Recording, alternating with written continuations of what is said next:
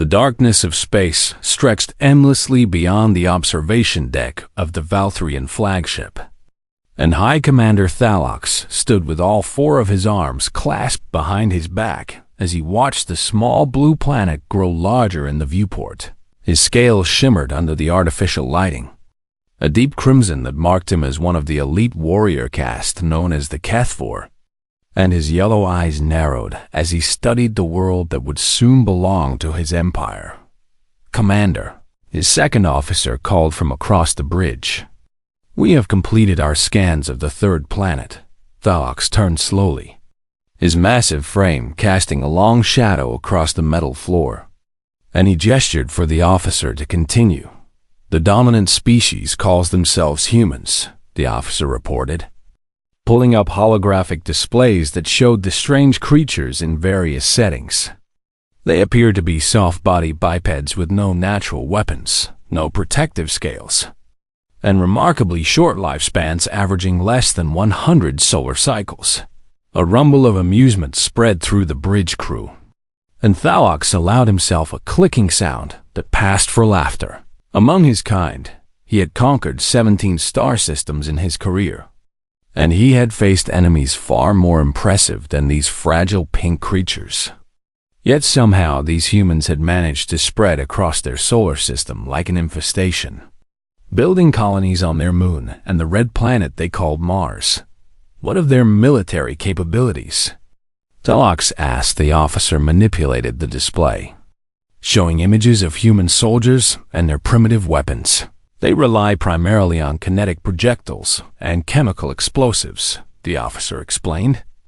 "Their strongest warriors can barely lift their own body weight, and they require constant rest and sustenance to function, and their bodies break down under even moderate stress."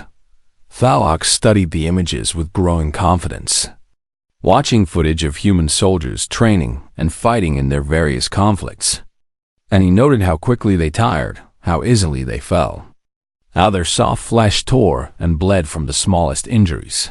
"They are prey," he declared, and the bridge crew murmured their agreement. The Valthrian Empire had risen to dominance through the simple truth that strength ruled the galaxy, and the strong had the right to claim whatever they desired from the weak. And these humans were clearly among the weakest species Thalox had ever encountered. He turned to his communications officer and gave the order that had preceded every Valthrian conquest for the past 10,000 years: broadcast the right of challenge. The message went out across all frequencies, translated into every human language that their systems had decoded. And it was simple and direct, as all Valthrian communications were people of Sol System. The message began: "The Valthrian Empire claims dominion over your worlds and your species, and you are granted 30 of your planetary rotations to surrender unconditionally and accept your place as servants of the Empire. And failure to comply will result in the complete annihilation of your civilization." Thalox expected panic, chaos, and desperate pleas for mercy, because that was what every species did when faced with Valthrian might. And he had seen proud warrior races crumble into weeping submission at the mere sight of his war fleet. The response came in 17 hours, far faster than Thalox had anticipated. And when his communications officer played the message, the entire bridge fell silent. A human female appeared on the screen, dressed in formal attire that Thalox assumed indicated some position of authority, and her face was calm and composed in a way that seemed almost unnatural given the circumstances. "Valthrian vessel," she said.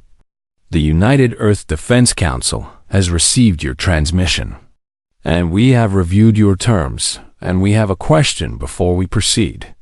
Thalox leaned forward, intrigued despite himself. "What are your terms of engagement?" The human asked. "We understand that your empire follows certain protocols for conquest, and we wish to understand our options before making any decisions." The bridge crew exchanged confused glances, and Thalox felt his mandibles click in surprise. because this was not the response of a terrified prey species facing certain destruction. This was the response of a species that believed it had a chance. Interesting, Thalox murmured.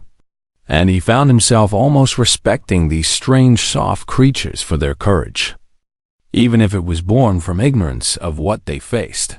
He ordered his communications officer to arrange a meeting, because Valtharian tradition demanded that conquered peoples be given the opportunity to surrender with dignity. And if these humans wished to discuss terms, he would indulge them. The meeting was set for 3 days later, aboard a hastily constructed station at the edge of the Sol system, and Thalox brought his finest warriors as an honor guard, each one a towering monument to Valtharian genetic superiority. The human delegation arrived in a vessel that seemed almost laughably fragile compared to Valtharian warships, and when they emerged, Thalox had to suppress another rumble of amusement. There were 5 of them, and the tallest barely reached his chest, and they moved with a cautious efficiency that reminded him of prey animals entering a predator's den. The leader of their delegation was the same female from the transmission, and she introduced herself as Ambassador Chen Wei, and she showed no fear as she looked up at the massive alien warriors surrounding her.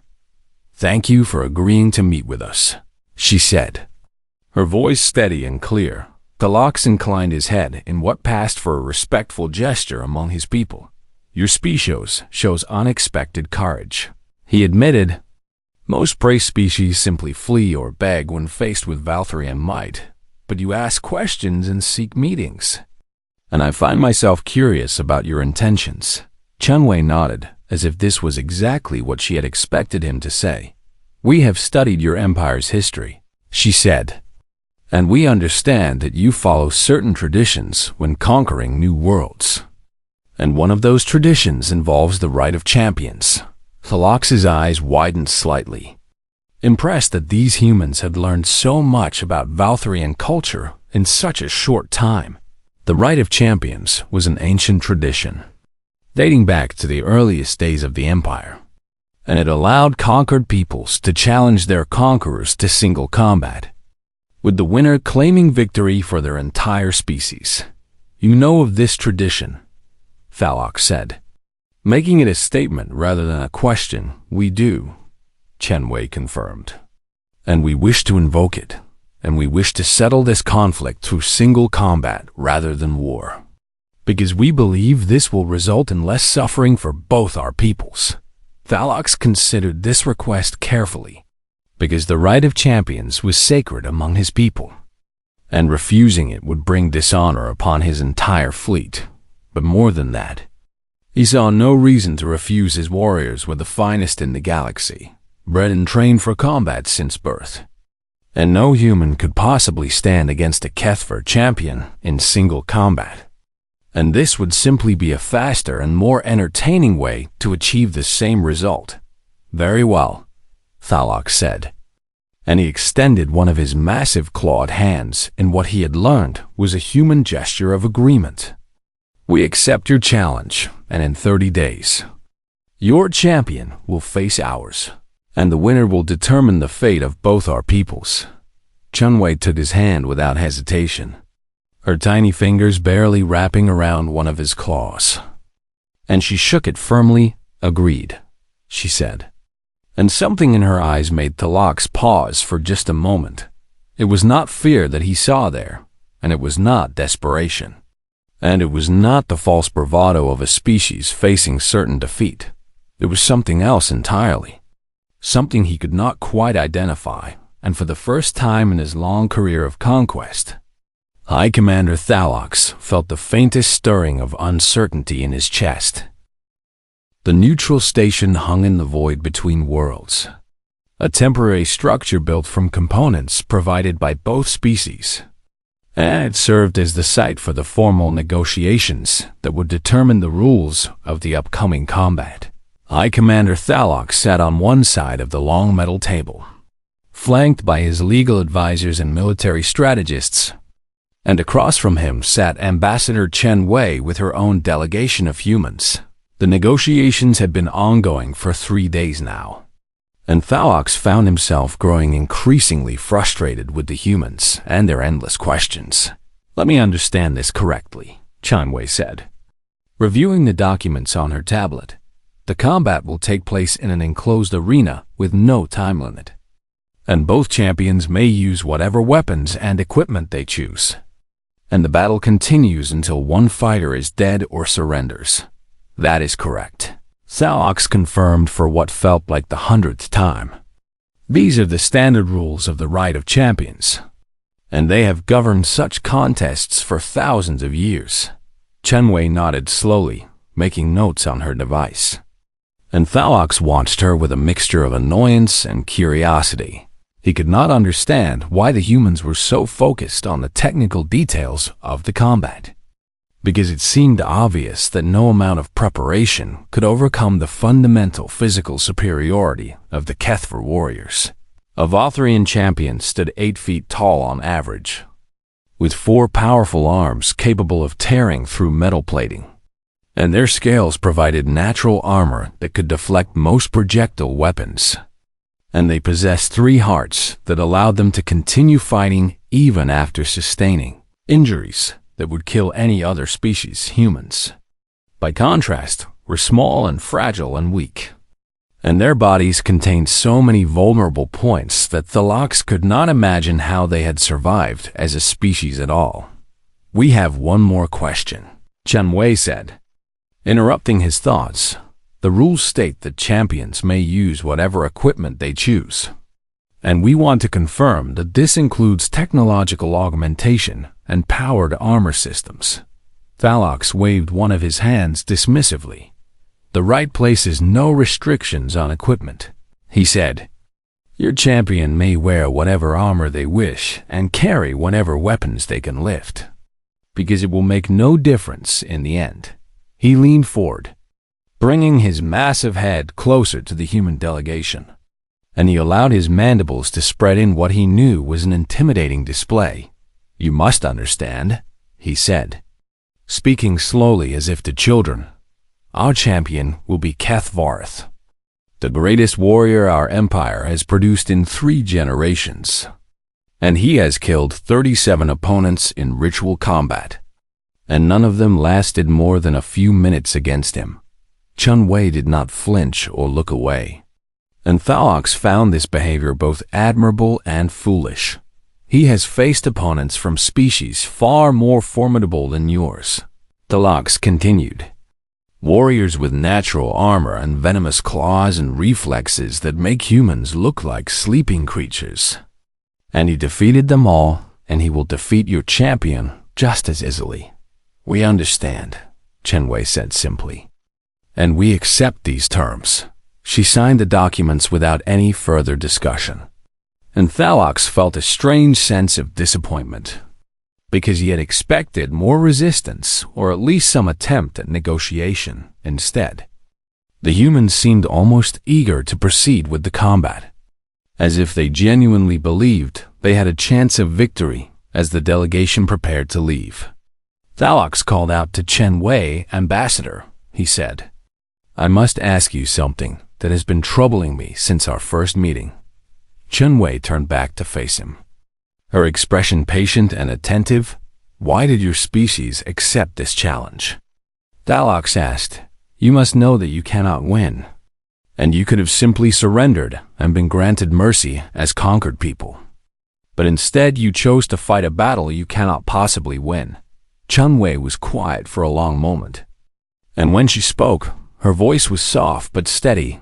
"Commander Thalox," she said, "your empire has conquered 17 star systems, and you have never lost a war, and you have faced hundreds of different species, and you have defeated them all."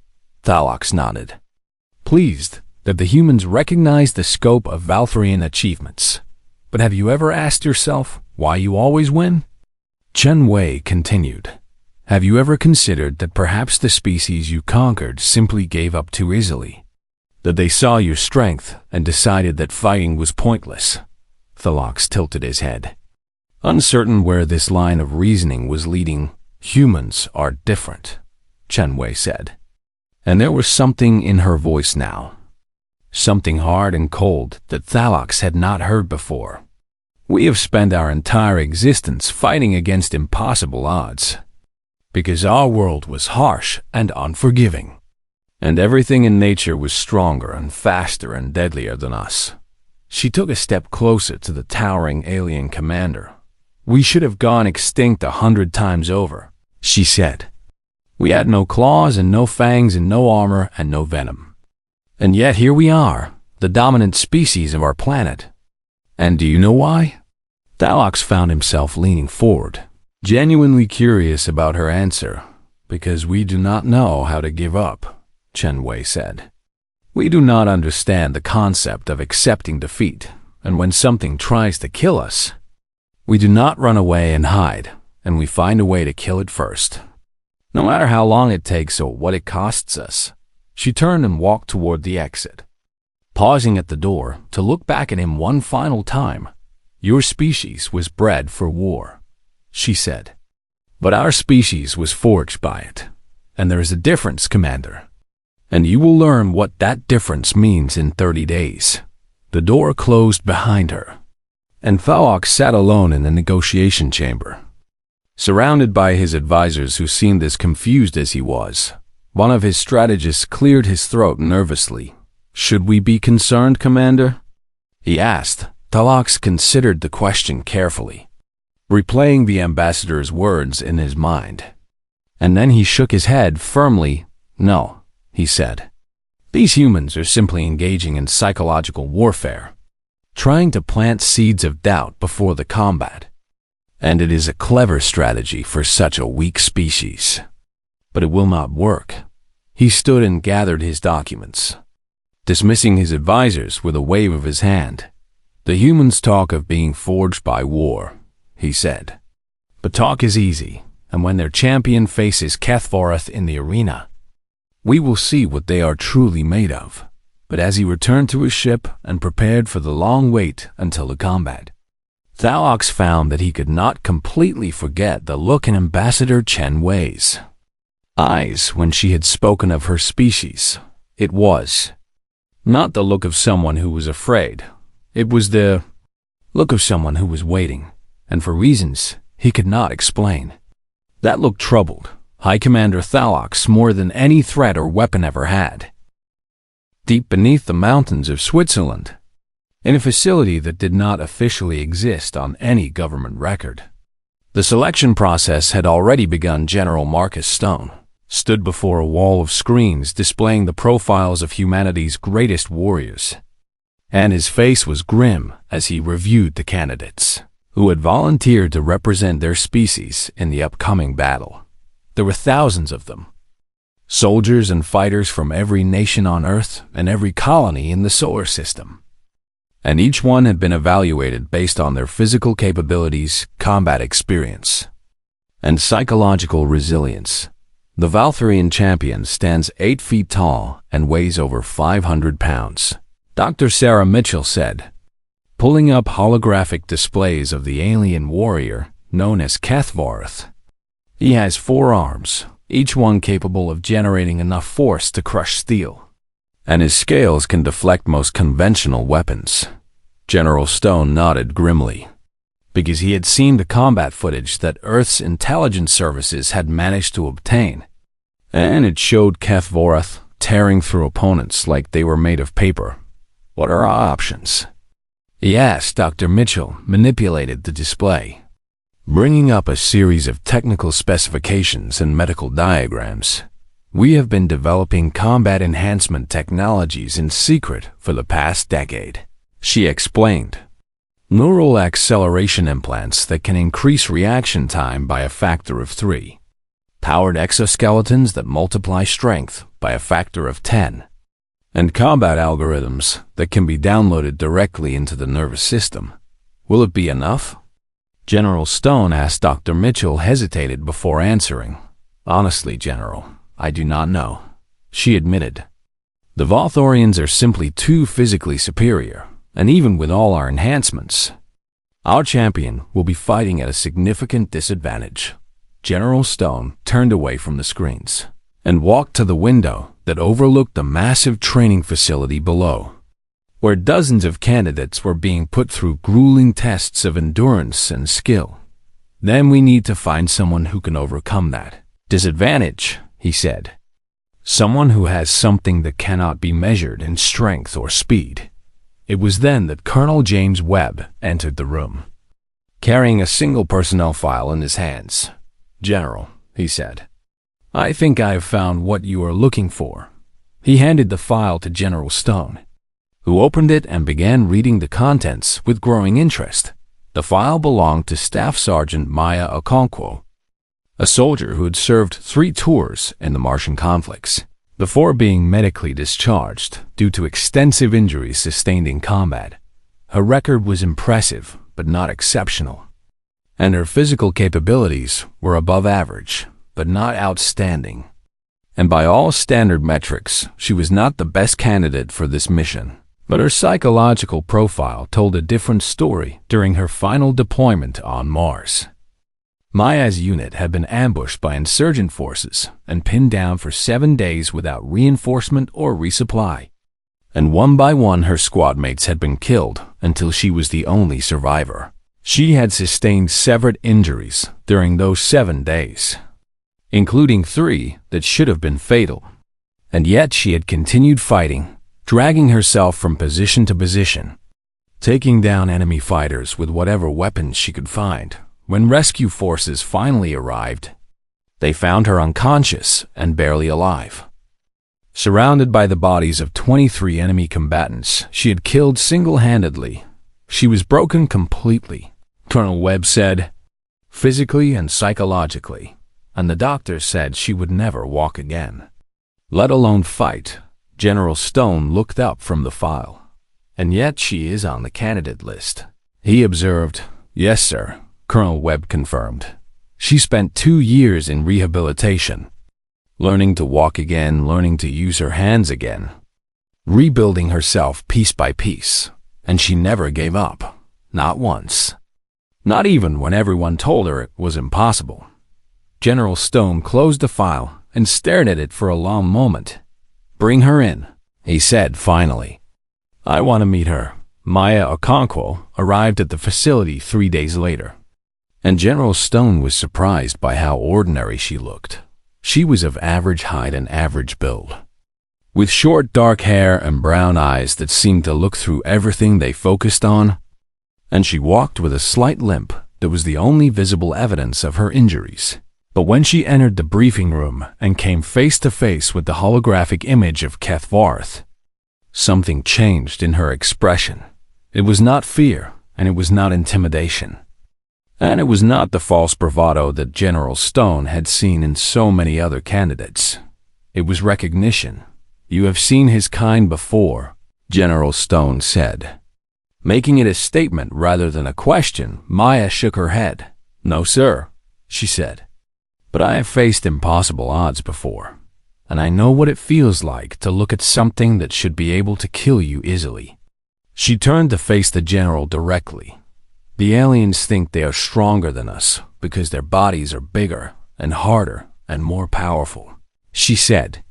"But they do not understand that strength is not just about muscles and claws." General Stone leaned forward, interested in what she had to say. "What is strength about, Sergeant Okonkwo?" Maya was quiet for a moment, and when she spoke, her voice was soft but filled with conviction. "Strength is about getting back up," she said. "Every time you fall down, every time you get hurt, every time everything tells you to stay down and give up. And strength is refusing to listen." She looked back at the image of Keth Varth. "That alien has never been broken," she said. "He has never had to rebuild himself from nothing. And he has never had to fight through pain that should have killed him. And that is his weakness." General Stone made his decision in that moment over the next 28 days. Maya underwent the most intensive training and enhancement program in human history, and doctors installed neural implants that accelerated her reaction time beyond anything a normal human could achieve. And engineers fitted her with a powered exoskeleton that could punch through solid steel. But the most important preparation was mental. Military psychologists worked with Maya around the clock, helping her prepare for the reality of fighting an opponent who was physically superior in every way. And they taught her techniques for managing pain and fear and the overwhelming desire to give up when the body was pushed beyond its limits. You will be hurt badly in this fight, the lead psychologist told her on the final day of training. There is no scenario where you walk into that arena and walk out without serious injury. Maya nodded, her expression calm and focused. I know, she said. The question is not whether you will be hurt, the psychologist continued. The question is whether you will keep fighting when the pain becomes unbearable, when every part of your body is screaming at you to stop. Maya looked at the psychologist with those eyes that had seen too much and survived too much to be afraid of anything anymore. I died on Mars, she said quietly. My heart stopped twice, and I saw the darkness waiting for me. And I came back because I was not finished yet.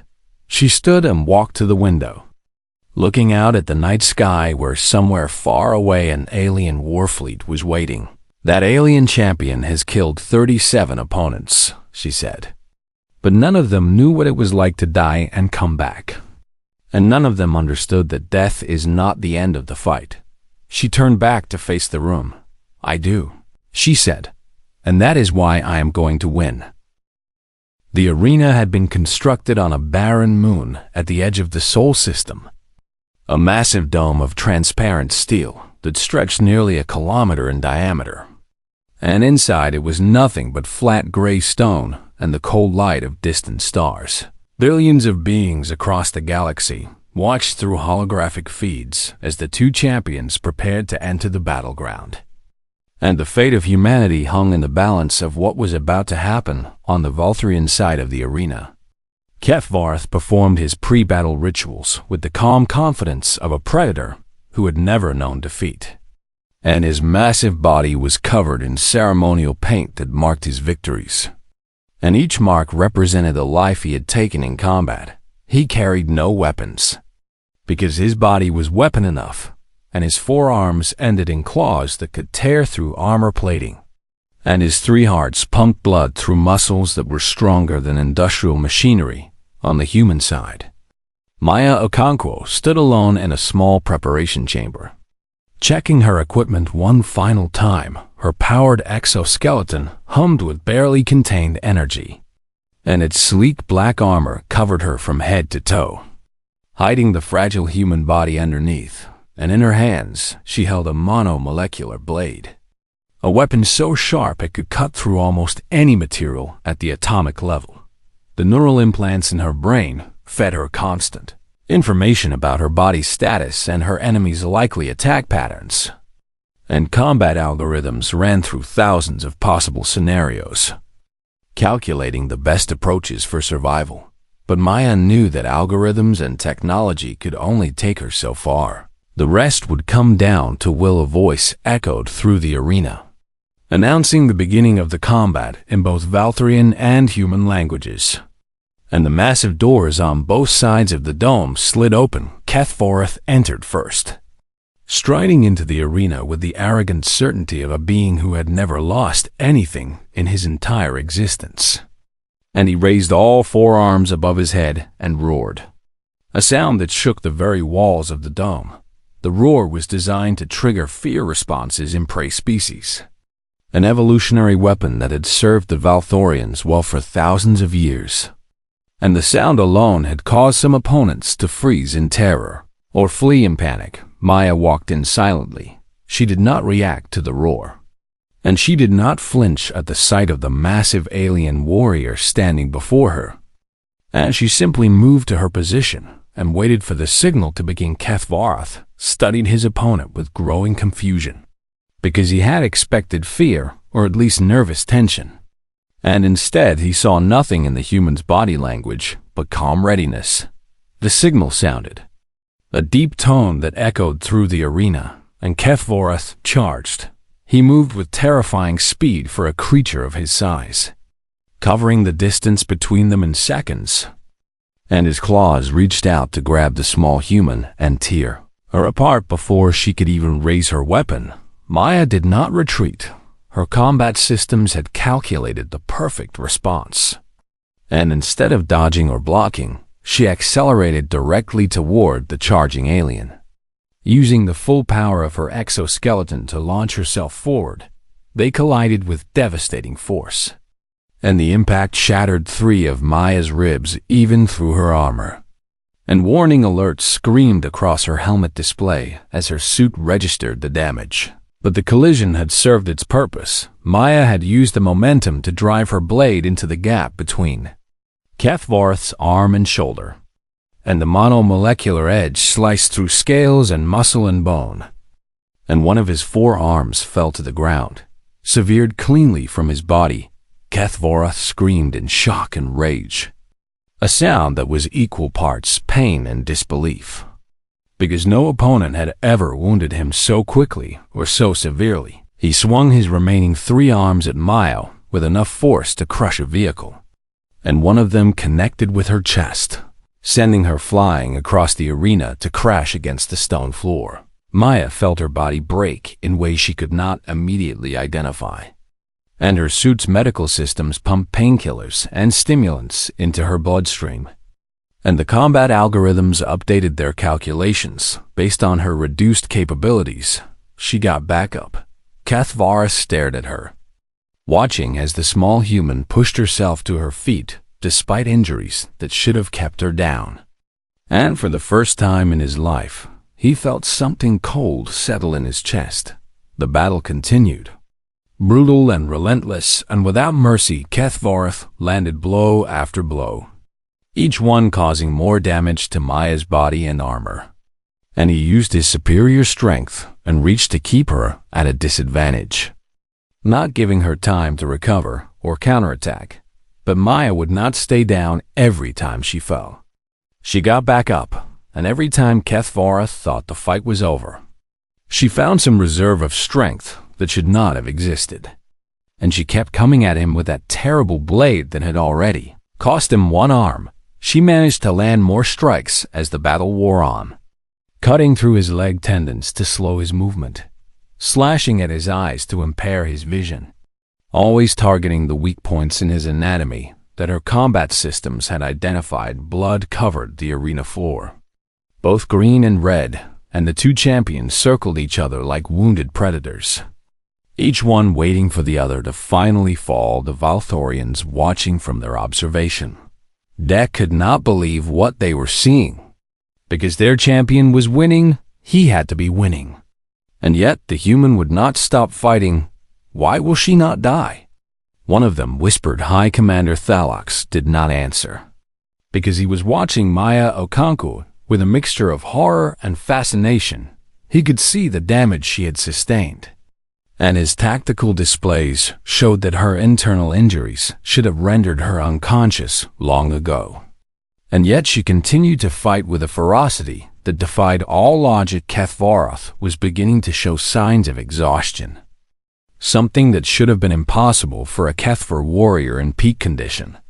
But he had been fighting at full intensity for hours now, and the wounds Maya had inflicted were taking their toll.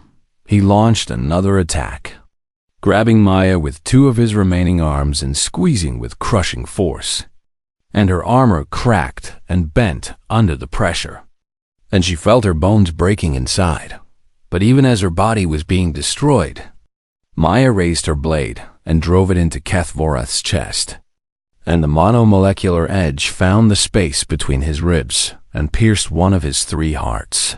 Kethvarth dropped her and stumbled backward, clutching at the wound that was now pouring green blood onto the stone floor. Maya lay where she had fallen, her armor destroyed and her body broken beyond repair. And her medical system showed her exactly how much damage she had sustained and how little time she had left. She got back up. Kethvarth watched the human rise once more, watched her drag herself upright despite injuries that would have killed any other being in the galaxy. And something broke inside him that had nothing to do with the blade in his chest. It was his certainty for his entire life. Kethvarth had been taught that the strong survived and the weak perished. And that physical superiority determined the outcome of every conflict. But this human was not physically superior. And by every measure, she should have been dead many times over. And yet, she stood before him still, refusing to accept what should have been inevitable. For the first time in his life, Kefvorth understood that there were forms of strength that had nothing to do with muscles or claws or hearts. And for the first time in his life, he felt afraid. The battle had raged for 4 hours and 17 minutes, longer than any ritual combat in recorded Valtharian history. And the arena floor was slick with blood from both champions. Kefvorth stood on trembling legs, his body covered in wounds that would have killed a lesser warrior. And 2 of his 3 hearts had stopped beating, and his remaining arm hung limply at his side, across from him. Maya Okonkwo was barely recognizable as human anymore. Her armor destroyed, and her body broken in more ways than could be counted. And she stood only through pure force of will and the stimulants that her failing medical systems continued to pump into her blood. She should have been dead many times over. And every rational calculation said that she could not possibly continue. And yet she raised her blade once more and took another step forward. Kefvorth felt his last remaining heart falter as he watched her approach. And he realized with terrible clarity that she would not stop, not ever. Not until one of them was dead. He had faced 37 opponents in ritual combat, warriors from species across the galaxy, and he had defeated them all because eventually they had accepted defeat. Eventually, they had recognized that they could not win and had surrendered, or died trying to flee. This human did not understand. Surrender. She did not seem to comprehend that her body had already been destroyed beyond recovery, that even if she won this fight, she would likely die from her injuries, that there was no rational reason to continue. But Maya Okonkwo had not come here to be rational. She had come here to win, and she would not stop until that goal was achieved. No matter what it cost her, Kefvorth tried to mount one final attack, summoning the last reserves of his strength to strike at this impossible creature who refused to die. And his claws reached for her throat with killing intent. Maya did not try to dodge, because her body no longer had the capability for such movement. And instead, she simply walked forward into the attack, accepting the damage she knew she would receive. His claws tore through what remained of her armor and raked across her chest, leaving wounds that would have been fatal to any normal human. But the attack left him open for just a moment. That moment was all she needed. Her blade found the last of his hearts, sliding between his ribs with a precision that came not from her combat algorithms, but from pure instinct born of a lifetime of fighting against impossible odds. Kefvorth, greatest warrior of the Valtharian Empire, fell to his knees, and the light began to fade from his yellow eyes. "How?" he whispered, his voice barely audible. "How is this possible?" Maya stood over him, swaying on legs that should not have been able to support her weight. And she looked down at the dying champion with something that might have been pity. "You were bred for war," she said, her voice broken and rough. "Your species created you to perfect warrior, and they gave you strength and speed and weapons built into your body." She dropped to one knee, bringing her face level with his. "But we were not given anything," she continued. "We had to earn every victory, and we had to fight for every breath. And we had to overcome everything that tried to destroy us through nothing but stubbornness and refusal to accept defeat." Kefvorth's eyes closed, and his last heart stopped beating. And the greatest warrior the Valtharian Empire had ever produced died on that cold stone floor, defeated by a creature half his size with no natural weapons. Maya pushed herself back to her feet and turned toward the Valtharian observation deck, where High Commander Thalox and his warriors watched in stunned silence. "Send another?"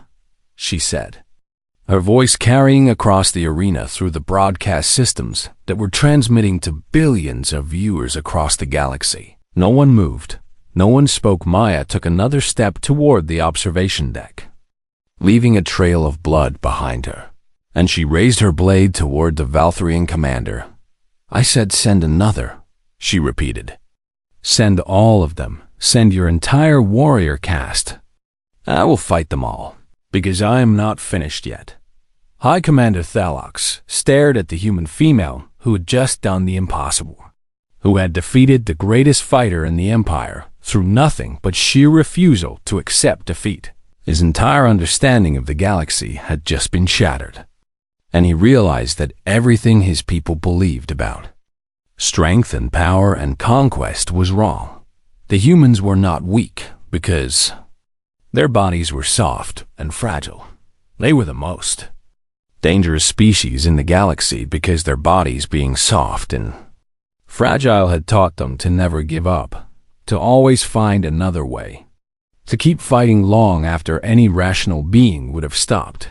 The withdrawal order was transmitted to the Valthrian fleet within the hour, and the massive warships that had seemed so invincible just days before turned and fled from the Sol system as fast as their engines could carry them. Maya Okonkwo collapsed moments after the order was given, her body finally succumbing to the damage it had sustained, and human medical teams rushed to her side to try to save the woman who had saved their entire species.